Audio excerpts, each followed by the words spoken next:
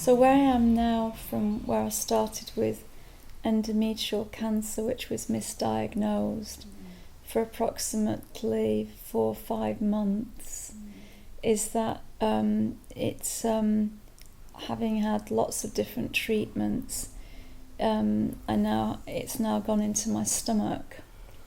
And what that means is that, well, you can probably hear it, there's nowhere for it to escape, so there's a complete blockage in my stomach. It's gone into the stomach cavity, and what that means is now I can't process food at all.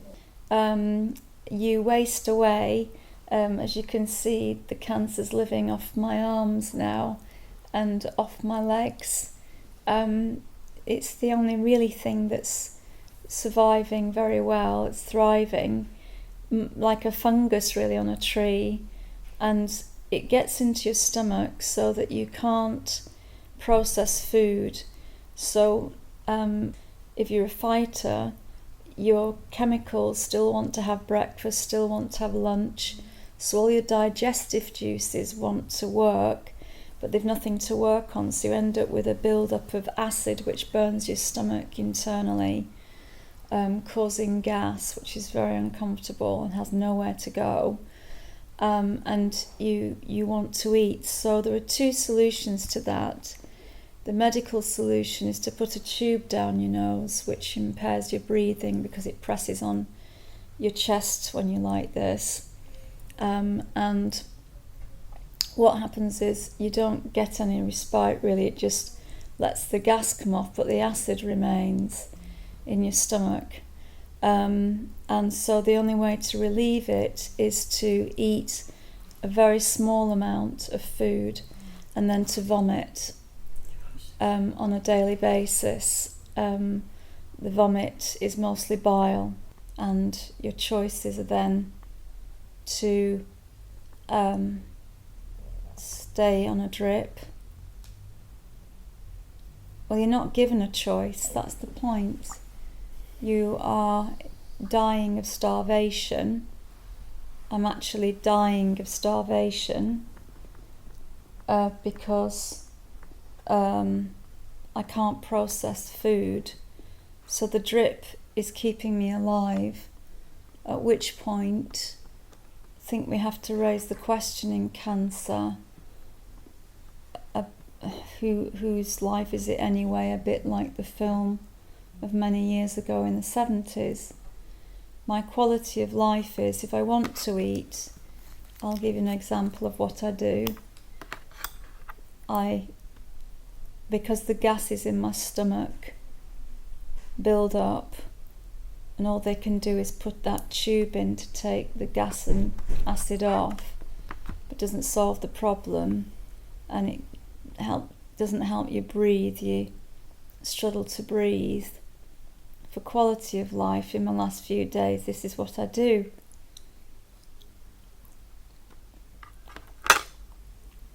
I eat a little to get the juices to have something to work on that are stuck.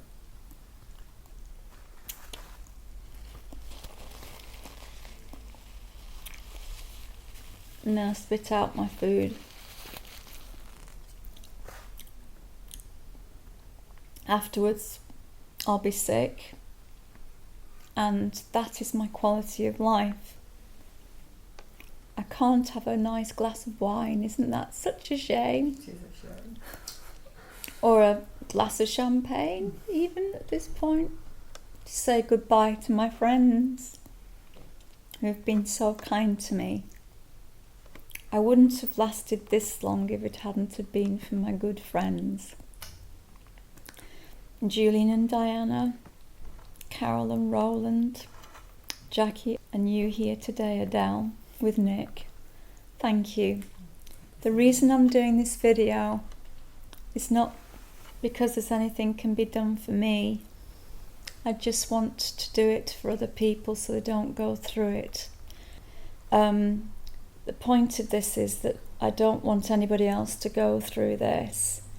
Because it's unnecessary if the signs are seen soon. And in my case, they weren't. So beware if you're a strident female at, say, 49, who was bullheaded like me and striding out there, getting on with your life, busy, doing lots of things, as so many women are, leading very fruitful lives. The first signs I was getting tired would be really towards the end of 2014. I enjoyed walking, healthy lifestyle, loved exercise, loved salads, good fruit and vegetables, healthy diet.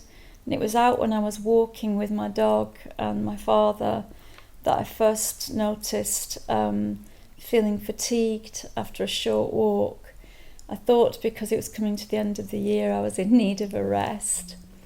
But I was just curled up on the sofa quite a lot, I found, near that Christmas time, feeling just tired a lot more than in the afternoon. I thought maybe I drank a bit too much wine at Christmas, but it turned out not. And then in the spring, I began to, the signs you get of endometrial cancer in the beginning are swelling in the midriff. And you assume it's your midlife crisis coming on, that you're beginning to put on weight, but actually it's the body responding to a carcinoma in your womb. The carcinoma is very small, it's like a little marble, and it sets up shop just like an unwanted alien in there, and it's very aggressive. So what happens is that the carcinoma remains undetected because you can't feel it. You just feel a little bit tired, but you drink more coffee, you maybe go to bed earlier, you push yourself more, and then you go to see the doctor, and because you start bleeding abnormally. If they're a good doctor, they get it, but unfortunately many doctors, it is a fact worldwide, they call this the silent killer. It is undetected because at 49, 50, they assume, as my doctor did, I needed HRT. That is like adding a firework to the situation when you have endometrial cancer. If any doctor says this to you, don't take that as the first opinion, please. You may be fortunate. It may not be that. It may be you do need HRT, but the downside is this is where it can lead to in cancers. It's a very, very aggressive cancer. The outside prognosis, if it's caught early, is 5 years, and much less than that if it starts on you. Now, the signs are very, very heavy period, but then you get what can only be described as, and I'm a doctor in another field, but not this field, like little bean shoots coming out that would look very, very odd indeed, like a sci-fi movie. And the bed is absolutely saturated, as though you'd had a miscarriage or something. And after that, I went to see a gynecologist who misdiagnosed, and you can feel inside your own womb growths like stalactites coming down. So if you wear tampons, you can't get the tampon in. But despite that, my first gynecologist didn't even recognize that. He did an internal examination and told me I was completely normal, even though I had growths coming down like pieces of coral that felt abnormal to me and couldn't keep a Tampax in. He then said I needed my womb scraping. This is very, very important. Don't ever listen to that. Get a second opinion, because what he did, my cancer, because I had a good fighter cells in my body, my cancer was being contained at this point inside the uterus. It hadn't metastasized. but he misdiagnosed it and scraped the inside of my womb. This is like sending an incendiary device into a malignant area, and at that point it started to spread through my blood system, and within a week or so it was in all of my lymph nodes, down my spine, in my neck, in the subclavicular region here. It went around my kidneys very rapidly. The speed is the thing we have to look at here. It goes around your kidneys, vital organs. I didn't ask to see the scans later, but it was then too late to do surgery. I had asked for a hysterectomy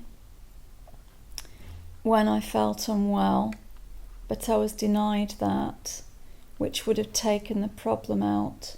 The thing is, when it went into all my lymph nodes, they then misdiagnosed that at the same place.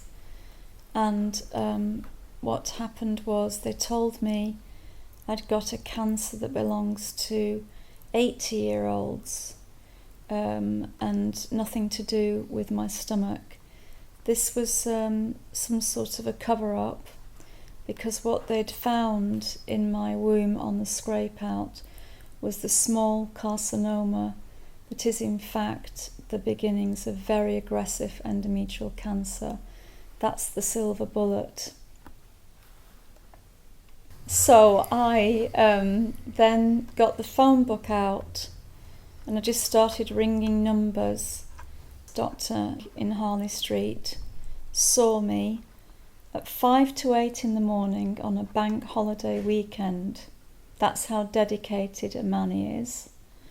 And within minutes told me what had happened.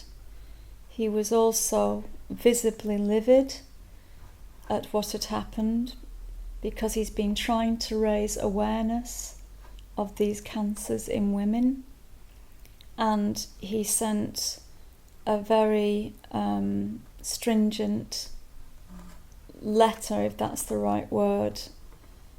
I wouldn't use harsh because he's too much of a professional, but he sent a very strong letter to the previous doctors explaining how they had missed it and the consequences of that, and where I was now at, and how dangerous it is for women to have it missed for so long. So he then contacted a very brilliant oncologist in London, who became my oncologist, and together they tried to save my life. It started with aggressive chemotherapy, where I was on chemotherapy from May of that year through to August in 2016, where I was on very heavy duty chemotherapy, which I responded to beautifully. It was textbook, and there is hope. It all came away. I then, at that point, wanted to have my uterus removed because it had gone from all my body. It was a miracle. But conventional science says that if you take these kinds of cancers out at source of where it started, there's always the possibility it can come out somewhere else in your body very awkwardly, for example, your lungs. So conventional medicine is, I guess, divided here, but conventional medicine is leave it in, then it won't come back in a difficult area that's easier to treat. Unfortunately, it did come back again in the uterus, and we had to start aggressive radiotherapy. The plan for my radiotherapy was drawn up immaculately by Dr. Park, but it is my belief, from an experience I had in the radiotherapy chamber on one occasion, that the beam was not aligned properly, because there was not two people, only one, and the beam appeared to me to be higher than the bisector point. At this point, I began with terrible problems in my stomach that were beyond radiotherapy after effects, and my eating problems began. That was 9 months ago in the November. I then started having difficulty eating and was throwing up a lot. There is a normal effect after radiotherapy, but mine was a very intensive reaction. And then I began to lose weight. They thought the problem was damage to the bowel, which can happen, unfortunately, in the best of radiotherapy plans. But there was some complications began to occur. So I was in and out of hospital then for a period of 9 months in total, all to do with not being able to eat properly. And then, of course, we discovered that the inflammation had then turned to cancer in my bowel, and then it travelled into my stomach, and then it closes off your digestive system. And I'm now going to talk a little bit about the lack of connectivity between different schools of thought in cancer today. If you do suffer cancer like this, before you go in for chemotherapy, there's now conventional wisdom that says to stop the burn on your system, you should really be having probiotic yogurt prior to each session. To stop the burn and help your digestive system. Nobody tells you this. If you have sustained radiotherapy burns, after radiotherapy, it's now been proven that you can get hyperbaric oxygen chamber therapy. This was what they used to divers for developing problems with the bends to correct it, and they've now found that under compression chambers with increased oxygen, the cells in your gut can regenerate after radiotherapy burns, in which case a lot of these symptoms can disappear. Again, I did this and tried it, but it wasn't enough in my case. A simple therapy like honey and tepid water can coat the bowel and help it heal. Beetroot juice, if you're constipated through therapy, can line the bowel and help you go to the loo. Twice they told me that my bowel was finished after radiotherapy, that it was so fragile they couldn't operate. But I got it to work again using beetroot juice and a very low residue diet.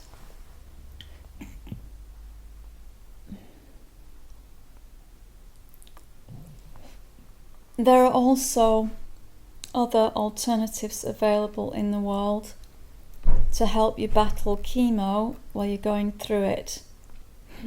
For example, in Germany, well established for over 20 years now, is mistletoe therapy. And you think, mistletoe therapy, what's that? Sounds so funny, we associate it with Christmas. But mistletoe therapy is an evolving therapy. It's an ancient therapy, much like garlic is an antiseptic. It can actually heighten your immune system. Unfortunately, I found that treatment too late. I was responding to it very well, but I got it too late and I'm now no longer responding to it. But in Germany, they have found that it can increase your reaction to chemo, therefore fighting cancer by up to 50% odd. So it's very useful to know. Does diet have a role to play in endometrial cancer? This brings us back to what I was saying earlier. I think more than diet, I think that possibly, unfortunately, the pill may have something to do with it. I was part of a first generation user of a pill called Dianet. Dianet was a mixture of cyproterone acetate and progesterone and so on, and it was used when I was suffering at 18 for acne. As though that's the problem now. When you get to a certain age, and found a certain age, I wouldn't be bothered now. But when I was a kid, it was getting on my nerves and I was getting a bit bullied with it. So I tried tetracycline, which clears the skin, but then I went on to that one pill. But so agreeable was it with me that I stayed on it for a lot of my life. But the trials are, there are really no long-term trials of what that might do. One of the effects of Dianet is to thicken the womb lining, and that is the only thing, as I didn't fit the medical profile for an endometrial cancer patient, that I can say to strong, fit and healthy women, look at your pill and maybe, even though it's convenient, maybe think again, because we're going through periods where we're only just beginning to see some of the effects of those new generation pills. As I say, I would be the first generation, and maybe I overdid it. Maybe I should have come off it a long time before I did, but because it was something I'd always taken. But I did notice when I tried to come off it that my problems started. For example, I went bald with it as well, so it obviously had affected my biochemistry in some way. And maybe there's some things, I'm not blaming it on that, but I think we need to look at some of these things in more detail. There are two types of endometrial cancer, 1 and 2. One of them responds to immunotherapy. It's in its early days yet, but may respond. And another to what's called Provarin, which is a hormonal drug. I haven't actually tried that because I was hoping to try and do more chemo, but I don't know how that would work. My advice is, as I said, we all feel like superwoman in our lives, especially when we're at our prime. And I'm a bull-headed Irish woman, so I tend to march on even when I was feeling tired, and I really should have gone and been more strident with the doctors rather than perhaps accepting what I wanted to hear, which was a quick solution to my tiredness, and also be more strident. It's funny, isn't it, when you're a woman still, even in this day and age, if you're a strident woman, they call you aggressive. If you're a strident man, they just call you strident. I don't know how many days I've got left, but I wish every woman every success in their life, in the world, in all that you're doing. Good luck, and listen to what I'm saying so that you'll be safe and live a longer, happier life.